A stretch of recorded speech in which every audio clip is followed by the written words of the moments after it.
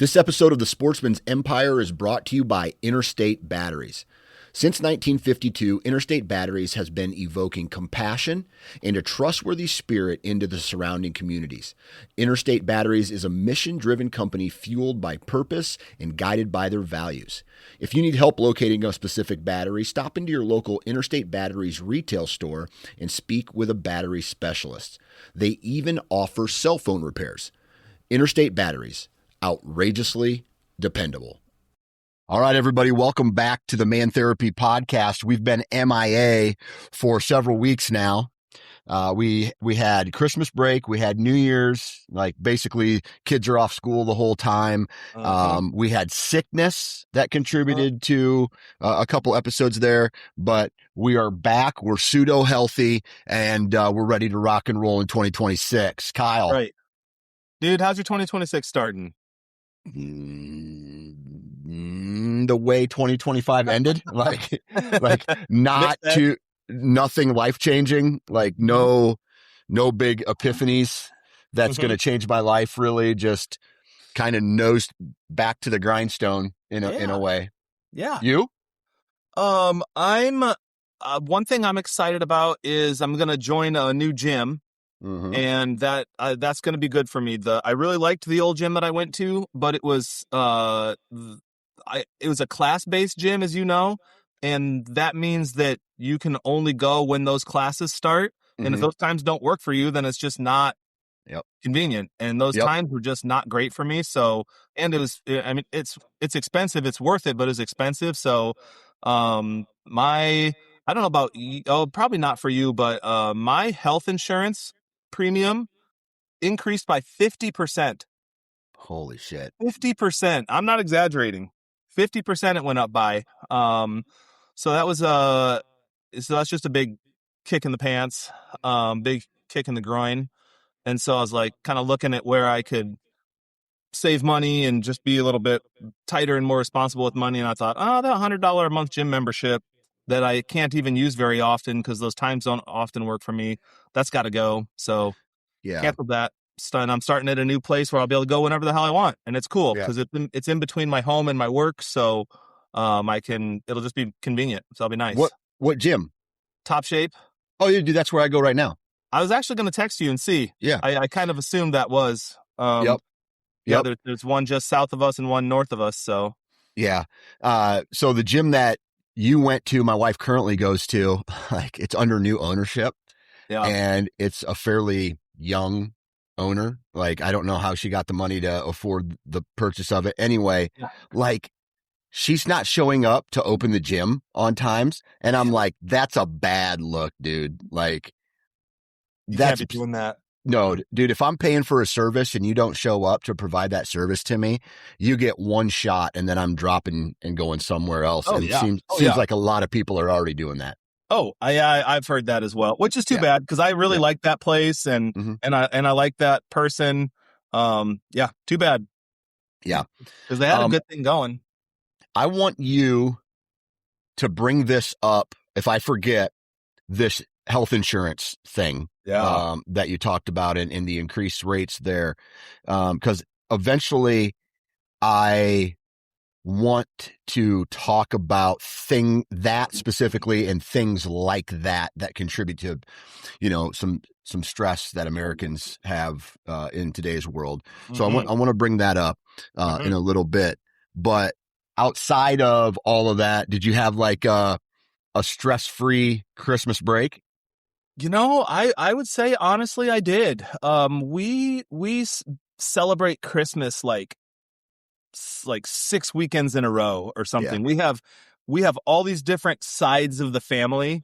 And so we seriously celebrate Christmas like 5 or 6 times.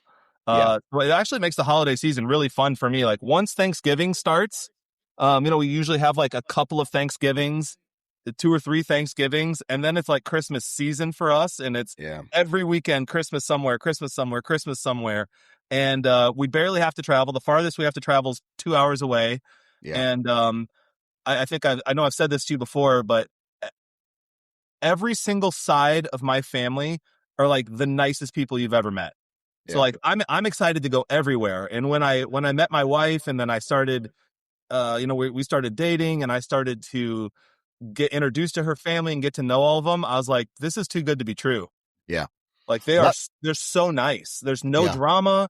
Everybody's super cool. Everybody's excited to see each other. Like great food. Like it's always just so much fun. Yeah. That's awesome, man. Oh, That's awesome. I mean, I can relate to that. I mean, we got some really good people. I got two stepbrothers, and their families are real awesome. mhm, My stepdad's nice.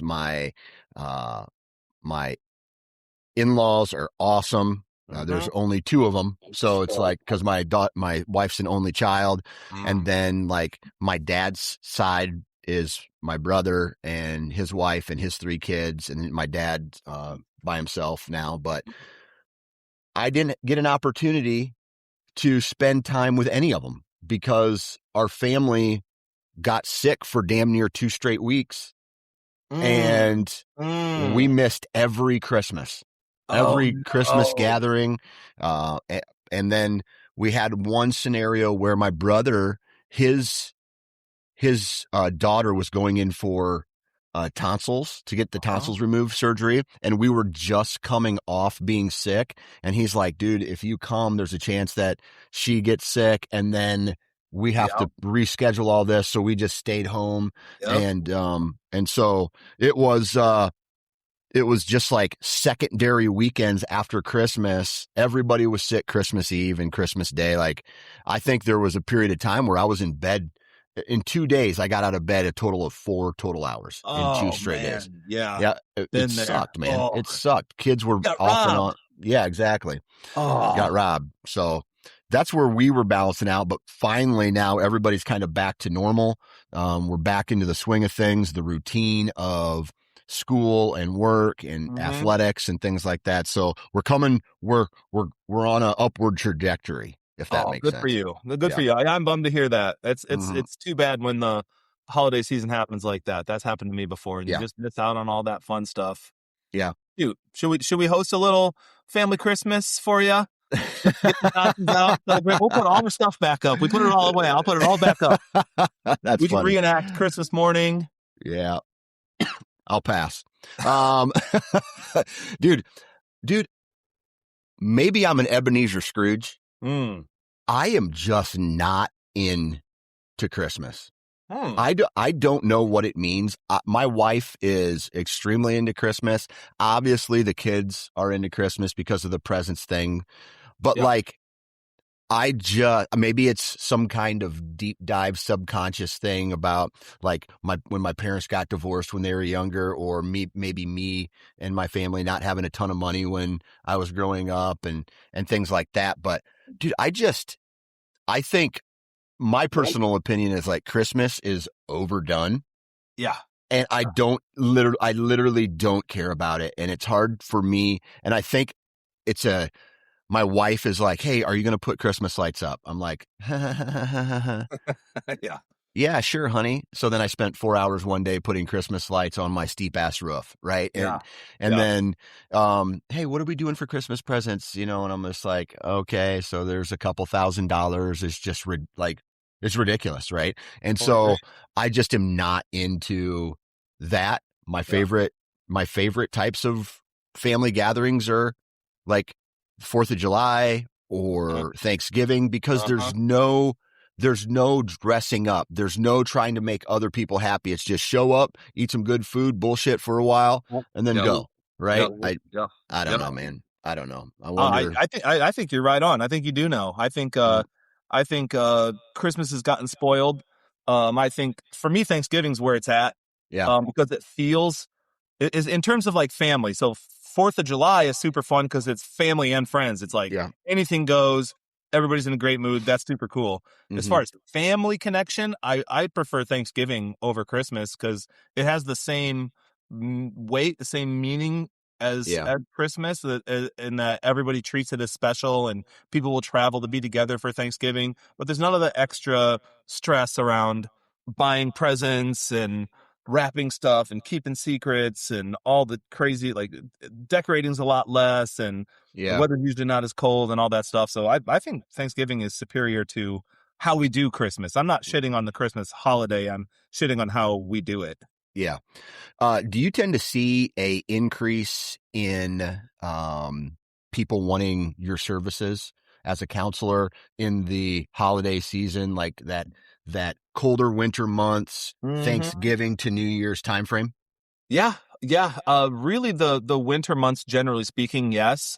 And then it's like I'd say it's a major flare up point for my existing clients that Yeah. I just know there's going to be, anybody that's come to me because they have like relationship stuff or family stuff. I know around the holidays it's going to be really flared up. Yeah. Which actually, from a therapeutic perspective, this might be a little paradoxical, but I actually look forward to that time because then as a counselor, it's almost easier to help clients when they're actually actively going through the Hmm. stuff, because otherwise you kind of sit there and say, well, hypothetically, what would Yeah. you do if you were in this situation? And they'd say, well, hypothetically, if that ever happened, I would probably do this. Maybe they do, maybe they don't. But Yeah. during the holidays, it's like, all right, this is happening. That person you don't like is coming, or you're Yeah. gonna have to go be around that group of people you don't like. Let's game plan. So Yeah. like it's just really where the rubber meets the road. But that it's funny because as a counselor, I'm always it's called parallel processing, where I'm listening to you and I'm focusing on your stuff and I'm trying really hard to help you. And I also can't help but like be noticing my own stuff too. So Yeah. if you're going like, oh man, my family sucks and they don't give a shit about me and everybody's rude and everybody's selfish and da da da da, I'm right there with you. And also on the other side of my mind, I'm going, oh shit, like my family's awesome. Yeah. Yeah. Like like being a therapist keeps me humble in that way, that Yeah. I get to hear other people's stuff, and it makes me realize not to take for granted the good things that I have. Yeah. But yeah, I think around holidays stirs a lot of stuff up and makes work like a more vibrant time for me. Yeah. If that makes All right. sense. Yeah. I want to talk about just people in the world today, Mm. right? And I Hmm. fall into some of these categories too, because, dude, whether you want to blame it on politics or the media or social media or whatever the case is, Hmm. I've just noticed that people in the United States today are fucking wound tight as shit. And Mm. I can't help but fall into that myself sometimes. And I when I catch it, I'm just like, oh my God, you like you're wasting so much energy being negative. But I'm Mm. I'm sitting at the local coffee shop yesterday or the day before, and there's a group of people who come in and they start talking. It's loud in there, and I'm on my computer working, and their conversation is out loud so I can hear it. And they start having conversations about political figures. They start having conversations about key points, like I don't know, like your gun control, your abortion, your Hmm. um other things that go on, like key points. Yeah. And I find myself listening to that and starting to get angry. And I'm starting to get like fired up because in my head, I'm going, are you an idiot? Like, how can you think that way? Don't you know the truth and all this stuff? And then then I stop myself and I'm like, well, that's just one person's opinion. Why would I let that get me Hmm. so angry and fired up? And then it even goes to a bigger stance in the way this country is really segregated through politics. Hmm. And I don't necessarily like, I don't want to get into politics per se, but there are groups of people who are so angry at each other when we have more things in common than we actually do Yeah. Yeah. separate. Why do you think and maybe throw in your counseling, your psychology type Hmm. things. Hmm. Why are people so fucking angry at each other all the time? Yeah, yeah. I really think that politicians and the media breed it on purpose. Yeah. I think it's like I think all they do is just continuously push the envelope farther and farther and Hmm. farther to keep people riled up. I think the moment that like advertisers and the media and the government figured out that fear and anger sells, they Hmm. just dumped everything else and just honed in on fear and anger. And Yeah. so they've just been pushing that. So it's just divisiveness now. And so Yeah. I think in order to for the left to keep power, they want to stoke the fires of anger against the right, and for the right to try to keep power, they want to stoke the fires of anger against the left. And I think Yeah. once they realized anger is the thing that captures people's attention, then that's like, all right, well, we're just going to give you a steady diet of that. And now we get to see what our culture looks like with a steady diet of divisiveness and anger. And Yeah. it's too bad.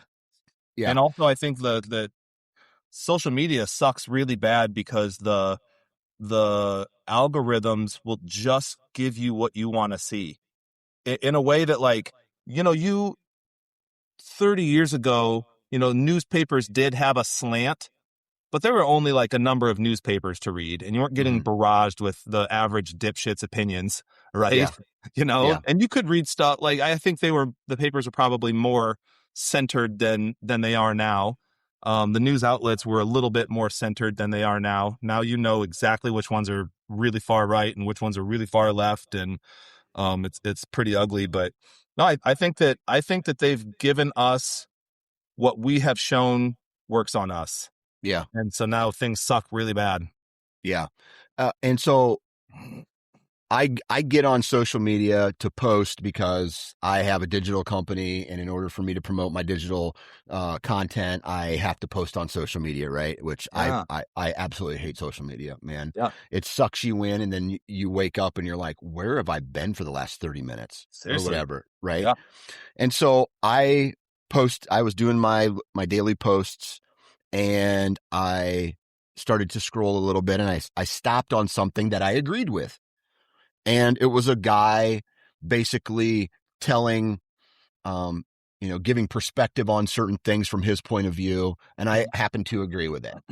And as I started to continue to scroll, I saw more of this guy and more of these things, but Yeah. the content was like, it almost kept getting more aggressive. And I was like, yeah, yeah. And Right.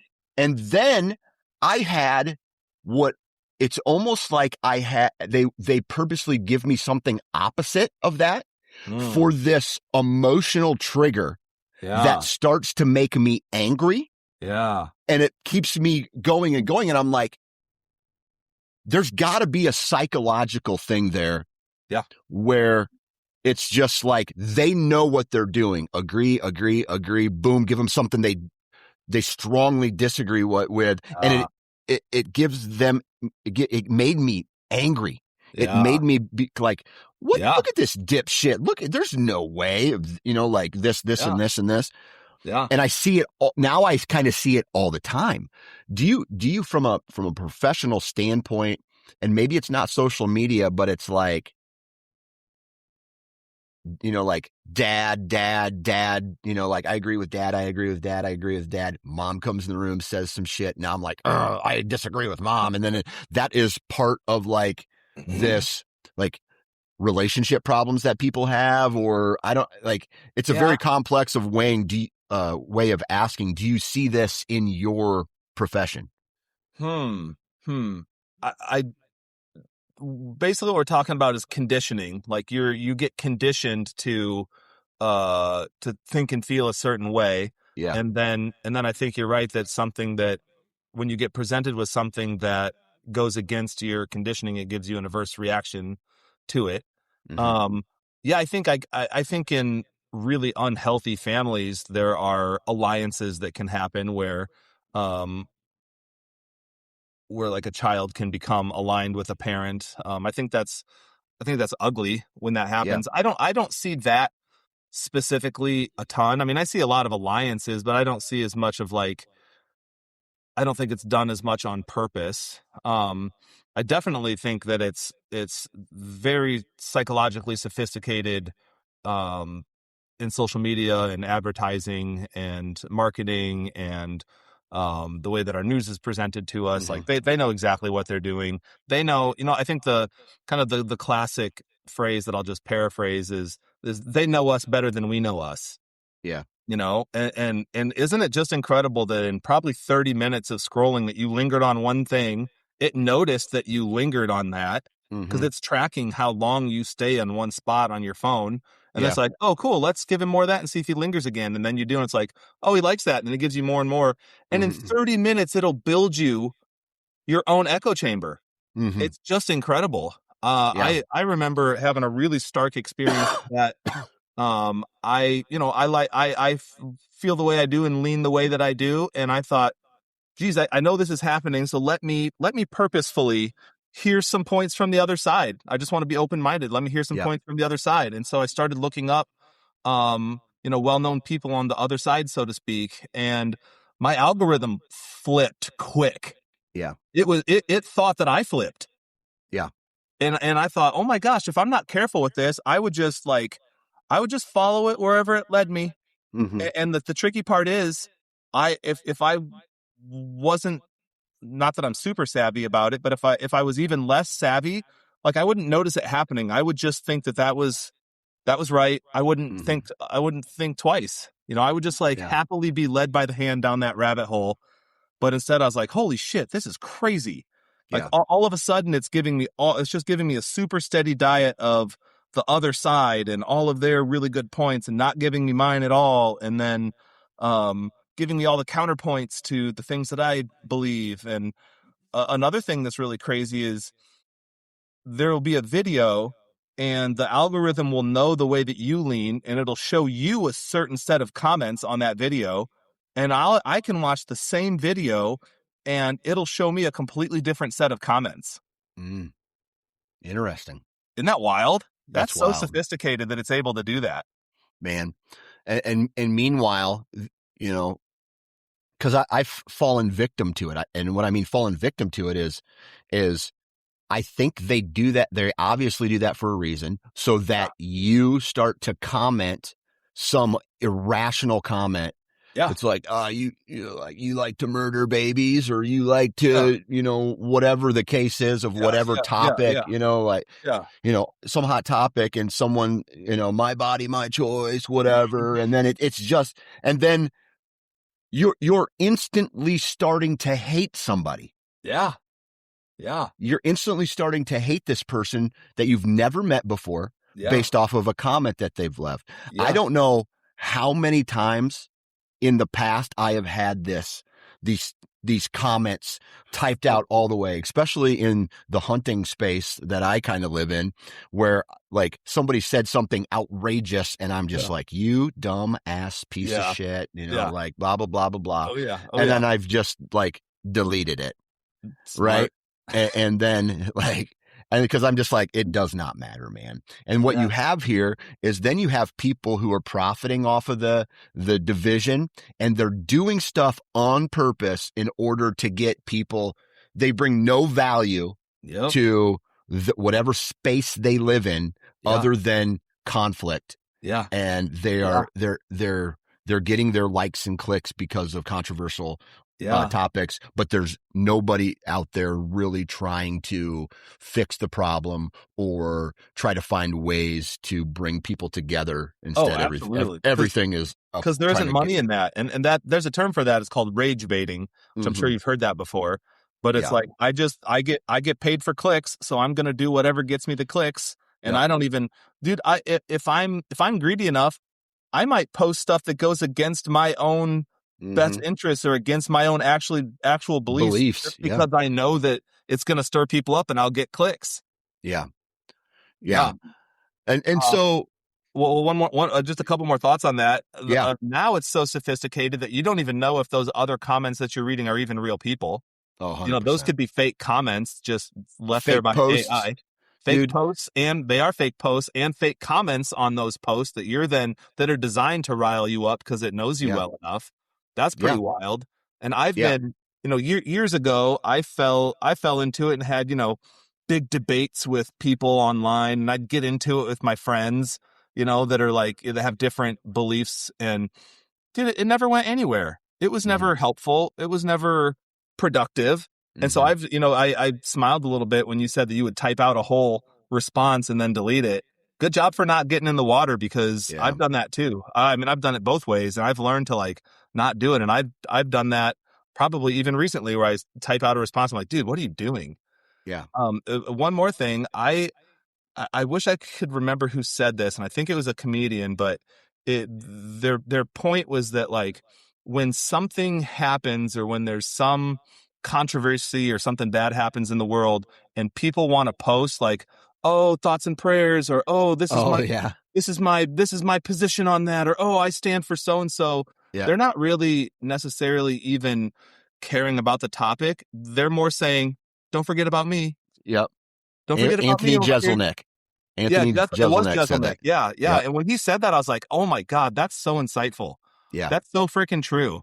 100%. Yeah. So I 100%. think that's another thing. Even if I'm gonna leave like a positive comment, or if I think I've got like I'll often think I've got some funny retort or funny little joke to leave, and I'll like start typing it, and I'm like, dude, what are you doing? Yeah. You don't need to say look at me. You don't need to say Yeah. remember me. Like, just interact with the people in your real life.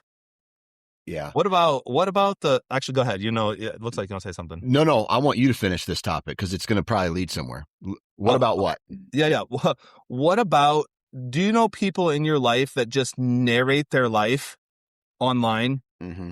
to no one? Mm-hmm. That they're just posting going to the store, and they're just posting, oh, look at this memory, and they're just Mm-hmm. posting like, oh boy, remember when this was like this, and they're just, or you're like, who are you talking Selfies to? in a car, or Yeah, yeah, like, man, the loneliness.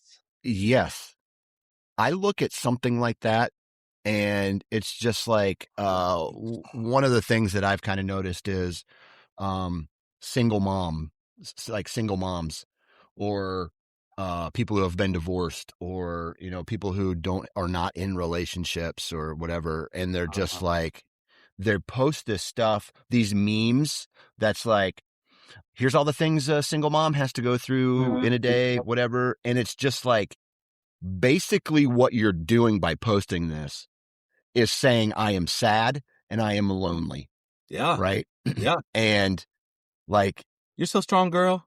yeah, exactly. And then the comments are just, hey, you go girl, you can do this, like, but at the same time, or some guy is in a gym posting his workouts, whatever, maybe there's benefits to share, like, hey, look at the transition I've made from being fat to now being fit, or whatever the case is. Mhm. But I think there's a lot of things there where people, they just don't have anything else in their life other than social media. Yeah, Um, yeah, and that is the most depressing thing that I can imagine my life being.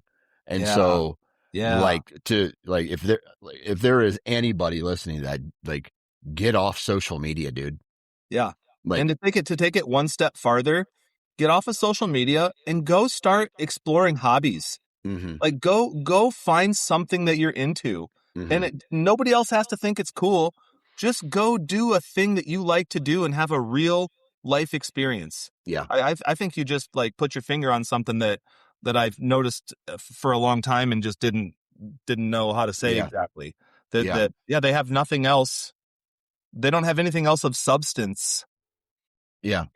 in their Or, life. or the fact that, I just see a lot of people, especially the space that I'm in, they post stuff, it gets attention, and then they're like, oh, I don't have any real friends, and so I'm going to keep doing this crazy shit online, Yeah. and now I have these other digital friends that Yes. I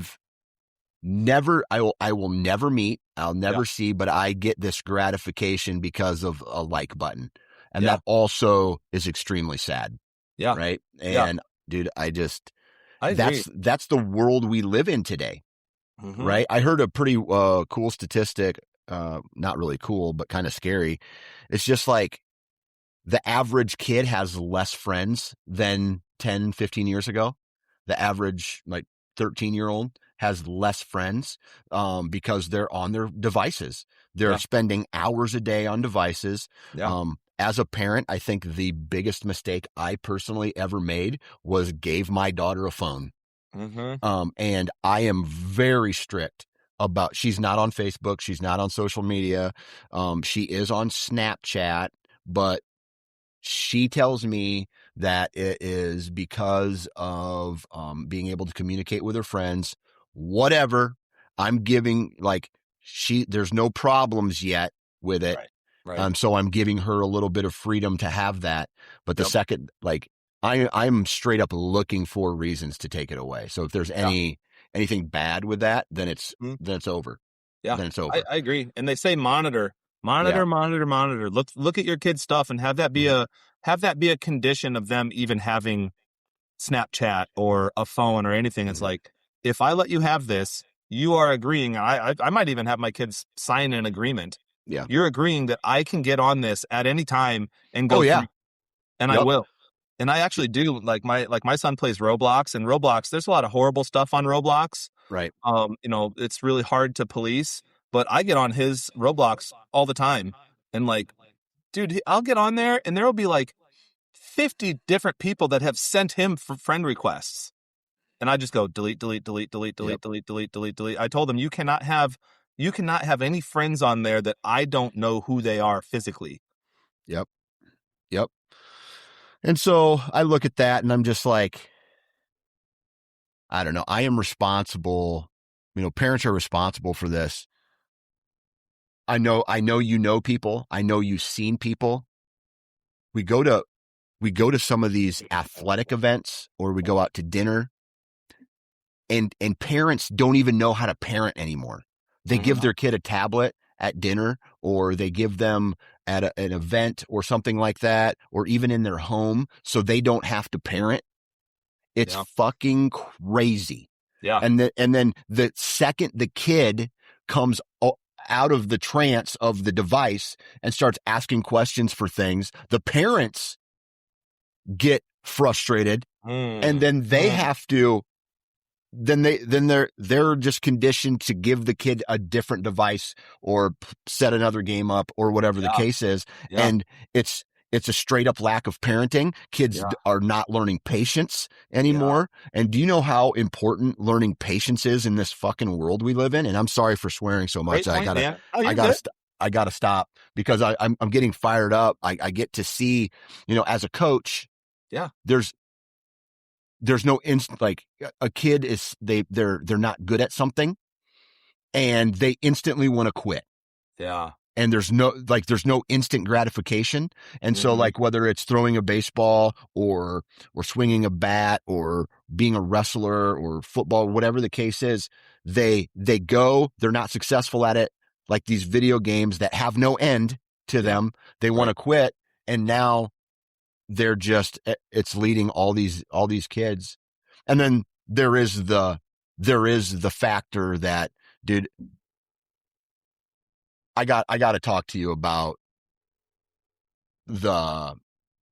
I got to talk to you a little bit about the music concert that we were at the other day. Oh, did you notice the parents that just stood up in the middle and walked in front of the entire thing? There were kids running around disrupting not the special needs kids that were part of the program. Yeah. I'm talking about other kids that were jumping around, distracting the parents from watching, other parents just in the middle of their, like, I was taught if you had to leave the room during an event, you stand up, you go as far back as you can, you try to avoid. There were parents standing and walking in front of all of this stuff. And I'm just like, Where is this world going to when you have adults talking out loud to other adults? Yeah. Where you have kids being loud and obnoxious and the parents not doing anything about it. Right. And they're just literally arguing out loud with people. There's no like, what's the word I'm looking for? Decorum? Yeah, whatever. Yeah. Like, yeah, be quiet. Yeah, be quiet. Yeah, you're too loud. Like this one mom was like, she shit her pants. Take her to the bathroom. Like out loud. And I'm having this. Yeah. This is the world that we live in right now. Yeah. Yeah. This is my community. Exactly. Right in front of my face. Exactly. And I'm just like, like society just seems to be crumbling on all levels right now. And it's blowing me away. And I work from home, so I don't go out a lot. I don't have a ton of friends because I choose that. Yeah. And I kind of stick around the town that I live in. Yeah. And I go to the gym and I come back. I'm not in the public space anymore, like through a job or having to go to school. But then I come to these group events, and I'm just like, this is absolutely crazy. Yeah. How the manners, how respect for yourself and others seems to be gone. It blows my mind. Yeah. Yeah. Yeah. I wonder if that's highlighted more since you don't see it very much, but yeah, I agree. I think decorum has broken down a lot. Yeah. It just, I don't know. Like, and then there's a part of me is just like judging those people, right? I'm like, you're being a piece of shit right now.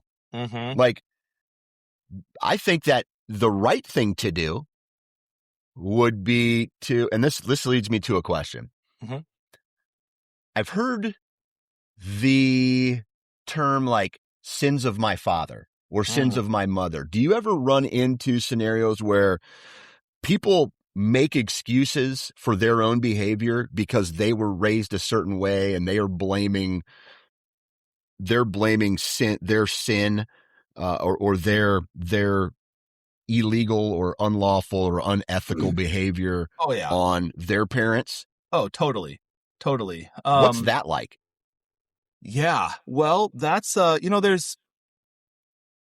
there's a story that I heard one time, and it was I don't know if this is real or not, but it's just an example. So two sons had didn't know who their dad was, and their mom was a drug addict. And one son became a drug addict, and the other became very successful in life.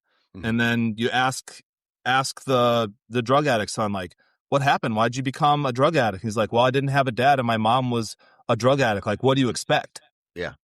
And then you ask the other son, like, why did you make something of yourself, and why'd you have a successful life? He said, well, I didn't have a dad, and my mom was a drug addict, and I saw all of that. Like, what do you expect? I couldn't go down that road. So I think there is some, I mean, I've always been a fan of personal responsibility, and I think each person has their own capacity to make their life what they will. And I think that's always been the case. I think there have always been, 30 years ago, 50 years ago, 80 years ago, there were people that that cared enough to have self-respect and face challenges. And then there were people that used all of that as an excuse. And I think there's always been weak people and strong people. Yeah. And I think just, now that the world is freaking 8 billion people instead of 5 billion, I think we're just seeing, just by sheer numbers, a whole bunch more dipshits. Yeah. And there is literally no better term to describe those types of people. Right. Yeah. And it's sad. God. I think it's sad. It makes me really sad when it's like, oh, I had a hard childhood and then I make a shitty childhood for my kids. Like, that's the one that makes me the most sick. Yeah. I have a lot more respect for people that said I had a hard childhood and that fucking stops with me. My kids are going to have a better childhood. I have so much respect for my mom. She had a really rough childhood, and I love my grandma, but my grandma was not very mentally healthy. And so my mom was the oldest child and basically raised her siblings. Yeah. And my mom sacrificed a lot because my grandma didn't let my mom do a lot, Yeah. because my grandma put all of this responsibility on my mom. And my mom told me when I was old enough to hear it that, all about this stuff. And she said, I was never going to let that happen to you. Yeah. I wanted you to experience everything you could experience. I wanted you to be a kid. I wanted you to go out there and try new things and succeed and fail and see what all that feels like. And I always wanted to have your back. And I never wanted you to feel like you had responsibility that shouldn't be on your shoulders. And she Yeah. made a decision like, the buck stops here. I'm not.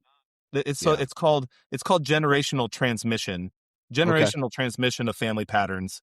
And if you're if you're not aware of it, then you're really likely to just transmit it to your kids. Yeah. And if you are aware of it, then you have two options. You either say, yeah, I'm going to do this on purpose, or you say, nope, this isn't happening anymore. Yeah. And Yeah. I think that's always been the case as well. There have always been unhealthy parents that affect their kids, and then those kids become parents, and then they have a choice. Yeah. How am I going to do it? Yeah. The as you're talking about this, the word victim Mm, pops into my head. mm, And that is one thing that I have seen and I see it more in youth athletics than I mm. do anywhere else, about reasons why their kids strike out Yeah. or Yeah. are not Try to good make at bullshit. something or whatever Mm-hmm. the case is. Number Mm-hmm. one, they're 8 years old or they're 10 years old. Yep. Like, nobody gives a shit. Yep. But there's this layer of blaming problems on other people that is probably my biggest pet peeve, right? Right. And Right. it's not as much anymore, but it was uh kind of like a little tiff that me and the wife would get into in the earlier days of like, um like excuses why you lost this wrestling match, or excuse. And there's only one answer, is because the other person was better than you, Right. right? It's not a reason that it's not like, well, if 5 pounds heavier, 5 pounds lighter, or whatever the case is, was a huge reason, then we should have stopped and never wrestled that person Yeah. Right. because of a glaring advantage or whatever. But we Mm-hmm. wrestled him. So once you accept going into a certain thing, you can no longer use those things as an excuse. Yeah. Right. And so one thing that just pisses me off in this world is people, when they take an L in life, they blame it on somebody else and not themselves.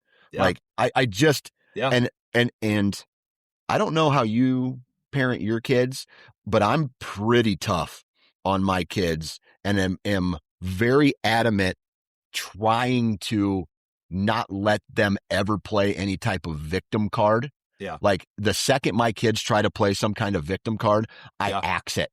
Right. I'm just like, I am not raising victims, right? Yep. I want you to be strong and be able to handle difficult situations, Mm-hmm. and then say to yourself, okay, how do I come out of this? Yeah. Right? Because once you play a victim card, you're a victim forever. And you're going to make excuses of why you're not successful forever.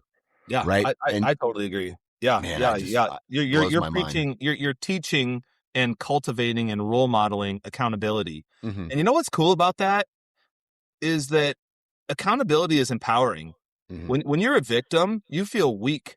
You feel powerless. You feel like the Mm-hmm. world is just happening to you. When Yep. you feel accountable, then you're like, oh, okay, this is a skills game. Like, life is a game I can get better at. Mm-hmm. And then it's worth it to try, and it's worth Yeah. it to practice, and it's worth it to train, and it's worth it to ask questions, and it's worth it to take an L and then examine that loss and see how you can come back even stronger. And then you're just like hungry for experience because you know it'll make you better. Mm-hmm. A metaphor I use with my clients often is like, picture two people each on a raft going down a river, like they're whitewater rafting. Okay, one person is just in the raft, and there's oars and stuff, but they're not using anything. They're just sitting in the middle of the raft, and they're just getting jostled around, and they're just bouncing off rocks and getting splashed with water, and maybe they get dumped over, and they're going, oh my gosh, life is so hard. This really sucks. And then there's another person in a whitewater raft going down the same exact rapids, but they're using the oars. They're looking out. They're paying attention to see what's coming up. They're bracing for impact. They're maneuvering. They're captaining their ship, right? So they don't have control over the river, but they are exercising whatever influence they have over their own trajectory. And so Yeah. I really try to cultivate in my clients and also my kids, like, be the best captain of your own ship that you can be. Yeah. And the older you get and the more you practice that, you're going to be a better and better and better captain, to the point Yeah. that you can go down a raging rapids and just be like, I got this. Yeah. I think that it's the victim that sits on the raft who's just like, oh my gosh, this is horrible. It's like, yeah, Mhm. why don't you start participating in your own life? Why don't you step up and start trying? I Like, like gain that, some, dude. if you gain one skill in maneuvering a whitewater raft, your ride's going to be that much better. And then Yeah. if you gain one more skill, your ride's going to be that much better. And then you Mhm. perfect those skills and your life's even better. Yeah. Like, just make your life one lifelong pursuit of taking responsibility and getting better. Yeah. Your life gets freaking easier and it's front loaded. And I Yeah. think this is where I think a lot of people miss the point, is like, they don't want to do the hard stuff at the beginning to have an easy life later. They want everything easy right now, and then they get Mhm. punched in the face by the negative results from that, and they go, "Oh, this is so shitty." It's like, yeah, that's because you chose the easy way out every time, which is Mhm. excuse making and Yep. victimhood. Yeah. It's sad. Yeah. Another thing I kind of noticed in this crazy world Mm-hmm. is people getting here's the term, making a mountain out of a molehill, Right. right? Yeah. Making something like a bigger problem than what it needs to be. Yeah. And I don't know why I'm using this example, but some mud gets trapped in the house. Oh my God, floor's dirty. Just Right. going crazy. Walk over to the drawer, pull out a dish rag, get some water on it, wipe it up. It takes 30 seconds to fix the problem, Mm-hmm. right? Meanwhile, groups of people just go fucking bananas Mm-hmm. because what is that? Is there like, Yeah. is there underlying issues of why Yeah. people get so frustrated at little things? Yeah. Yeah. So there's on the, if I'm using the most generous interpretation of that situation, there are definitely times when a person who's generally healthy is just so overwhelmed with real things in life. Let's say that your parent has terminal cancer, your child's got cancer, or Mm-hmm. you're watching them die, and work is, being really stressful and all these things. Like, all right, my heart goes out to you.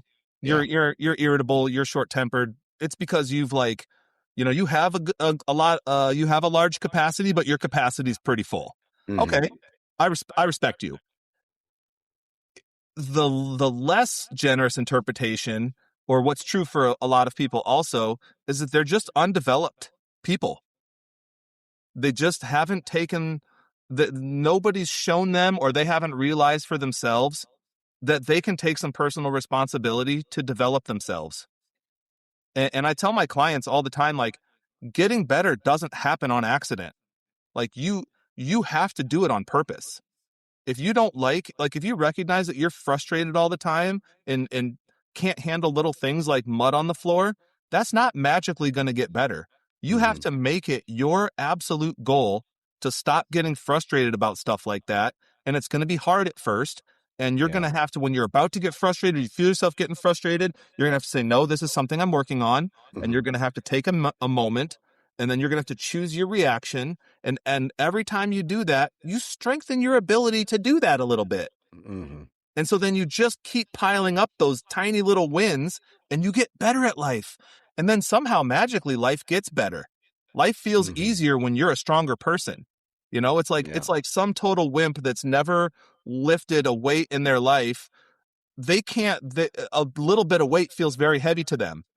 And it's like, okay, well, the weight itself's not going to change, but if you lifted weights for 3 months, that same weight is going to feel lighter to you, Yeah. but it's not going to if you don't lift. Right. So same with somebody tracked dirt in the house. Well, the mental equivalent to lifting weights is practicing self-control and keeping it top of mind. And I don't care if you have to put sticky notes all over your house or put an inspirational poster in your freaking living room. Or I've encouraged people to put mirrors up all over the place so they can see themselves and see the look on their face. Mm-hmm. I don't care what you have to do, but if you're not working on yourself, then I don't really have a ton of compassion for you, Yeah. unless there are like bigger things affecting you. But if you're Right. just an undeveloped person, man, I think that's a place for personal responsibility. It's like step Yeah. up and develop yourself. And by the way, everything that I'm saying to you as I'm parallel processing, I'm always thinking like, yeah, Kyle, yeah, that's right, man. Everything that you would ever say to somebody else, you'd better apply to yourself, Yeah. you know? Yeah. And I'll use an example of that. So I fell victim to being under pressure a couple days ago. Mm. And that's when my oldest boy and my daughter, they fight all the time, dude. They walk into a room, oil and water. Oh It's yeah. just like, what are you looking at? And it's just, dude, Yeah. as a parent, it is getting to a point where it is building and building and building, and Volcano Dad came out, Uh-huh. right? Yeah. And I grabbed a remote control. I threw it into the couch. I got this far from my son's face, ultra aggressive. I was saying things to my daughter as well, Mm-hmm. like just ultra aggressive, because at the time I felt that that was the only way to get attention. And sometimes, to be honest with you, it is. Yeah, I know. But I got, kind of like when you shared the story about you spanking your daughter and you Yeah. saw fear in her face. Yeah. Um, I I saw lack of understanding in my son's face, and maybe even a little bit of flinching because he thought like I've never struck my kid, but he Yeah. thought maybe he was going to get struck, Yeah. right? And Yeah. so, I look at that and I go, did I handle that the right way? Like I let pressure kind of get to me, and from a father standpoint, like I heard a story once about this 80-year-old kind of looking back Hmm. at her life and saying, what would I have done different now if I could go back into my 30-year-old body, Mm. and all the kids and were still around and stuff like that. And I think I handled it the wrong way, to be Okay. honest with you. I let pressure get to me and I reacted in a way that I didn't. I think I realized that, and then I had to come back and get the kids together and just be like, hey, listen, this can't happen anymore. I told them the next time there is an argument like that, like there's going to be a 30-day window with no phones, no TVs, no electronics, nothing, like Amen. nothing. And Mm-hmm. I kind of took a more calm path after the fact that I blew up. Yeah. But it's just kind of, that was bad because that was bad for me, looking back at it, because my goal in life is to raise kids that can handle massive amounts of pressure and Yeah. not break. Yeah. And I admittedly broke Yeah. at that time. Yeah. And Yeah. so, Yeah. yeah, Which, man, so let me say, I really appreciate you. I really appreciate your candor and your vulnerability. I don't know if you feel vulnerable, but it is a vulnerable thing to share something that's unflattering. And I oh think yeah, it's really cool that we're doing this podcast, and that someone like you would tell us an unflattering story like that and just keep it so real. Like I yeah, like that. Like cuz we could easily sit here and like make ourselves look good and I handle this, and I just omit all the stuff that doesn't make us look good. mm-hmm, So first of all, I just want to give you credit for that. I think that's awesome. Um I think a lot of people that are trying really hard have moments like that, yeah, and then we feel like shit about ourselves, and some of that is probably good. That's a good reaction to feel like, yeah, oh fuck, why did I do that? And then yeah, I really appreciate that you brought your kids back together and talked about it. And I think yeah, you can just continue to use that as a training method for them. You could yeah, even come back to them and say, hey guys, like, why do you think I preach this stuff all the time? Like, did you know, like, you saw when I lost control, yeah, that wasn't good, was it? Like, I'm trying hard to teach you guys to do better than I do it. Like, I mm, don't want to lose control like that either. And that's a thing that I'm working on, but I'll just be really real. that's what happens when a person can't handle stress and pressure. Yep. And that was ugly. And I have no excuses. I take full responsibility for it, but Mm-hmm. it's kind of like the exact thing I'm trying to prepare you guys for. What Yeah. if you guys as kids fight like little banshees? Mm-hmm. Like are you gonna slap your kid in the face? Yeah. Or are you gonna throw something at their head? Like I'm trying really hard to be the best parent that I can be, and you know that I love you, and look how hard this is. Yeah. Yeah, Yeah. I appreciate how real you are with your kids, and then I Yeah. appreciate that you bring it to this podcast, man. Seriously. Yeah. Dude, let's be honest. There's the pressure of being a parent. There's the pressure of being a husband. Mm-hmm. And then the like trying to lead the family or navigate leading the family with your wife who at times, like anybody who's married can tell you that a marriage is not two people agreeing on everything, every decision that's made. Right. Right. It's very difficult to be married. Um, and, and, uh, and navigate being married and also being a parent, to, I got 3 kids and, you have your 2 and then your other 2. And that's a whole nother, thing as well. And it just, the, the pressure can add up, especially when there's outside pressure that's not your family. And I Yeah. think, and I'll say this, I gave my vulnerable state thing, that you said, but I think Mhm. one thing that I'm good at, dude, this is one thing I try to talk to my wife about a lot because I think she cares too much about things that are not important. Mhm. And and I'll just say it in the words that I use, I'm really good at not giving a fuck Mhm. about certain things. Yeah. And so it's, for me, it becomes second nature almost, like, Yeah. because I used to be that guy back in the day in my 20s and when I was in high school. I cared too much about things, and then that led to fake friends and it Yes. led to Yes. a fake personality. And then Yes. you kind of realize how much energy is wasted lying to yourself every day. Mhm. Mhm. It's sad, really. Yeah. Yeah. Yeah. I love it. There's I bet you've heard of this book. A lot of people have. There's a book called The Subtle Art of Not Giving a Fuck. I need to read that. Dude, maybe I'll buy it for you. Is it good? Is it a good book? Yeah, I think I've never read it. A Okay. lot of people like it. I actually want to read it anyway, so maybe I'll buy it and we both just read it. I'm going to Um, buy it for my wife. yeah. You could read it with her. Yeah, I will. Yeah. I will. Yeah. I will. Because I think it preaches a lot of, like, stop trying to be positive, choose your fucks wisely, embrace your limitations, suffering is inevitable, take responsibility. Yeah. Those are the key themes.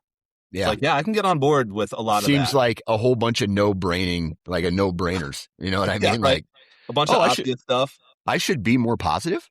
Like, oh, okay. I Yeah, should, right.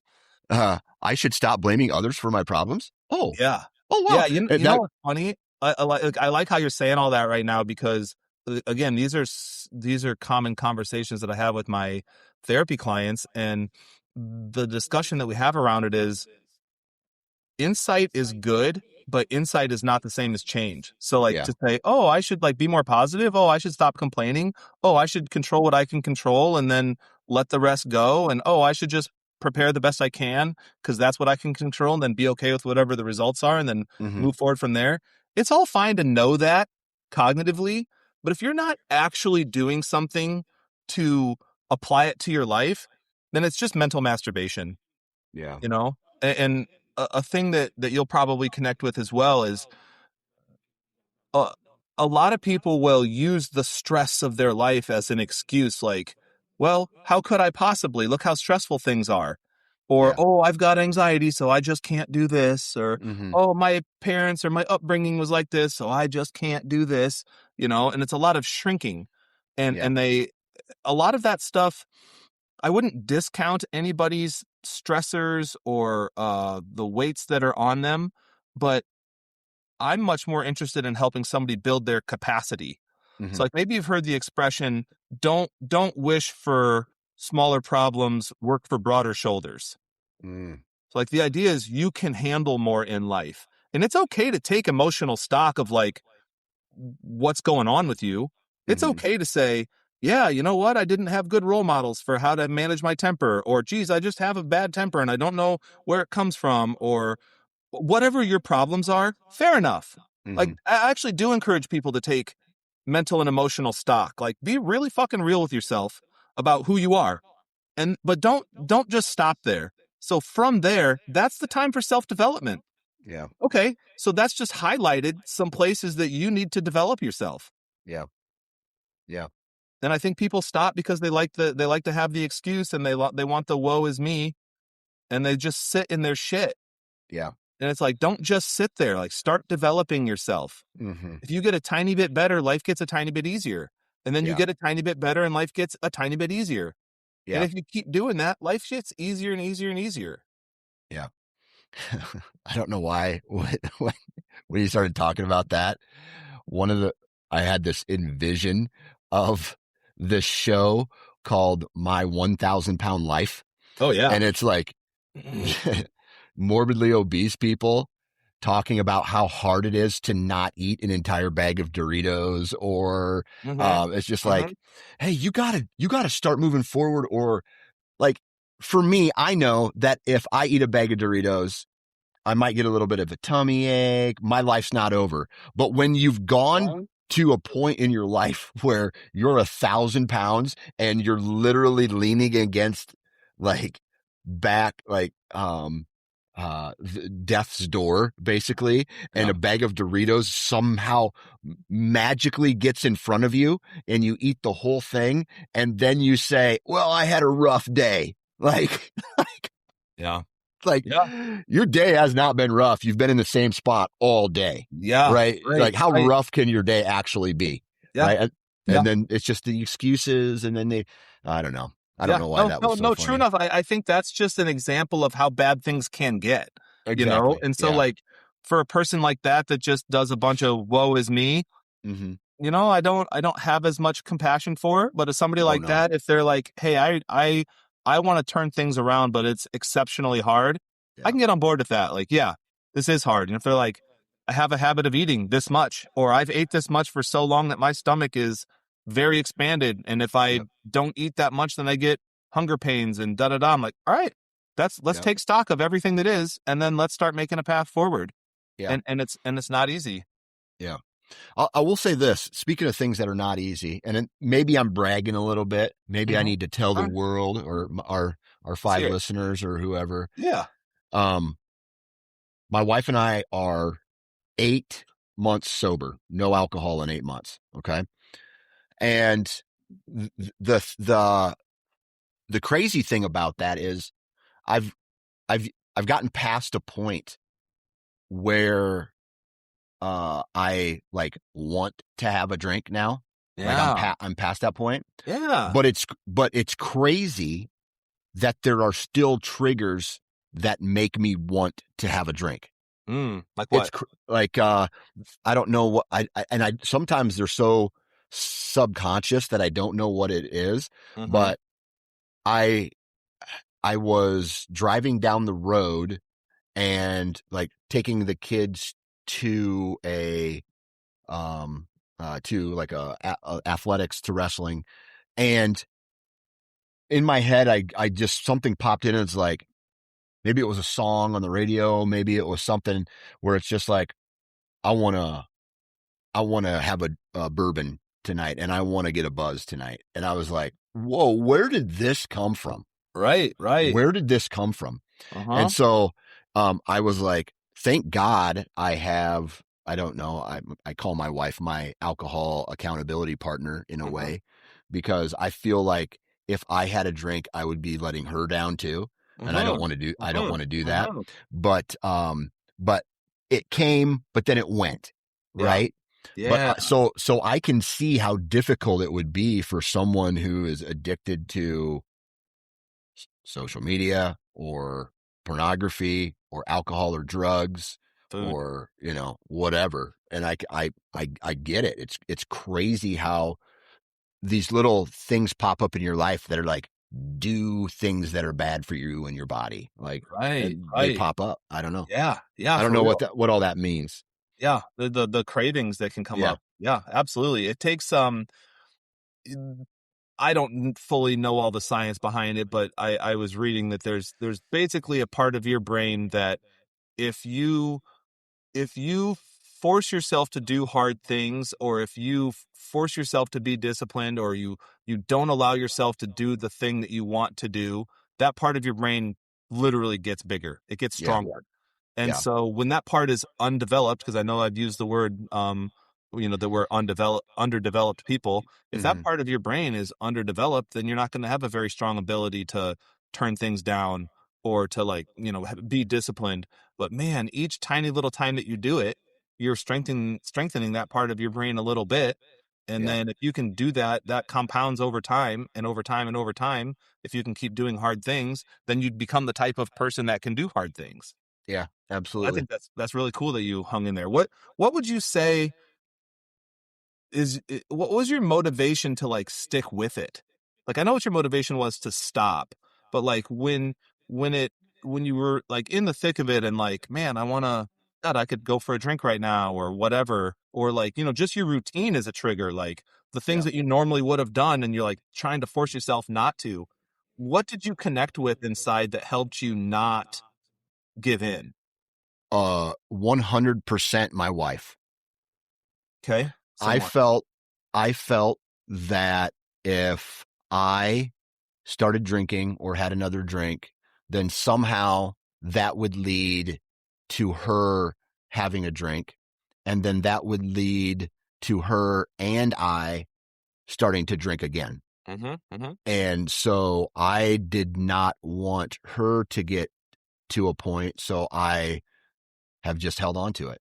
Mm-hmm. Right. Good. And I'm Yeah. not saying, like, she's been really strong about it. And, like, I'll say this, I am extremely, extremely proud Yeah. of her for taking the leap and not drink anymore. Yeah. Like, Yeah. I am extremely proud of her. Yeah. Now, when I tell her that, she doesn't accept it. Like, you know what I mean? She's just like, ah, Yeah. whatever, like, Yeah. Yeah. whatever. And that's But her stuff. You're dude, I truly am proud of the fact that she has quit drinking because it was such a huge part of her life. And it Mhm. truly was life changing for her. Mm. Um, and so I don't want to ruin that for her. Yeah. What do you notice about her? And this is, I guess I don't know if I'm asking you to share her story, but I'm asking from your perspective, what do you notice is better about her life? What do you notice?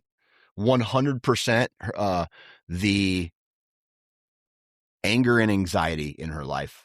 And Oh, that's all I'll go, because the rest is her story. yeah, yeah, yeah. Right. Those have decreased. The anger and the anxiety have decreased. Even if they're not totally gone, they've decreased Yep. noticeably. Uh-huh. Noticeably. Yep. Uh-huh. 100%. Which is 100%. incredible, because a lot of people drink to feel better from anger and anxiety, and you might guess that if they gave up drinking, that those things might be stronger. But But it's cool that. it's not the case. Yeah. The next day, especially if you have a hangover, the amount, dude, I used to drink so much back in the day that I would have panic attacks the following day until I would need Yeah. another drink again. Oh You know what yeah. I Yeah. mean? Oh And yeah. if I went on a rager on a weekend, in order for me to even go to sleep Sunday night to get to bed so I could be somewhat rested for Monday for work, I had to drink like 4 beers. Yeah. You know what I mean? Yeah. And Yeah. so, yeah. And so Good for those you days guys. are over, and I just feel better. I'm Oh yeah. sure she feels better. I mean, Yeah. and that's where like me being proud of her kind of, Yeah. is at, and Damn she right. should Oh, be I love proud it. of herself because it's not easy. Yeah. Yeah. Big time. That's Yeah. awesome. I'm so happy for you guys. Yeah. That's great. Yep. And so I'm looking forward to, and the other thing is now my parents didn't drink a lot of alcohol. Okay. And so I don't know how I all of a sudden started drinking alcohol. It was peer pressure, Mm-hmm. but I never had anybody not tell me to drink alcohol. Yeah. Right. So now that me and my wife no longer drink, I'm also sharing why we don't drink with our kids in Yeah. hopes that, hey, dude, like, number one, like I'll just use my oldest son as an example. Alcohol and his personality will not mix ever. Yeah. Um, and just alcohol, and it's really it's like a slave driver. You turn into a slave to cigarettes or alcohol or, um, any Mm-hmm. type of drugs and things like Mm-hmm. that. And it takes up your time. And one Mm-hmm. of my biggest regrets in my entire life is the amount of time I wasted between the ages of, honestly, 14 when I started drinking Yeah. till, several, like 30 before my daughter was born. Just how much time in those years I just decided I want to drink instead of live life. And Mm-hmm. it's blows my mind, right? So, Yeah. Yeah. and that can be a topic for another day, but um I wanted to throw that ray of sunshine in there. So, All like, right. if you're struggling, there is always hope Mm-hmm. in addiction or whatever the case is. And Mm-hmm. Yeah. you stop for a little bit, you'll go through an uncomfortable period, and then guess what? It gets better. Like, everything kind of gets better. So, There you go. Yeah, I like yep, that. Appreciate that, man. yep, yep. Um, Well, we've been chit chatting here for about an hour and 10 minutes. Yeah. Great episode. Felt good. I always love the insight that you bring from the professional standpoint, man, and just like connect everything. You are the glue Mm. of a hobby kit. I don't know. Maybe that was a horrible reference, right? That's the best compliment I've ever received. Okay, perfect. Perfect. All Appreciate right. it. Well, if you guys could do us a huge favor, the Man Therapy podcast, if you want to watch the actual, if you want to watch the video version of this, we do have a YouTube channel.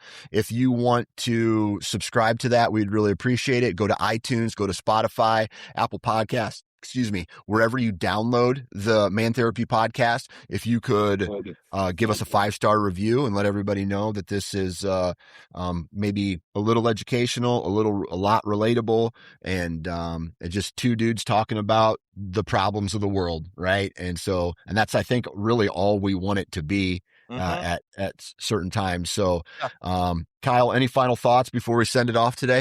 It's good to see you. I missed you. There you go. Same to you, buddy. All right. Until next week, my friends, have a good one.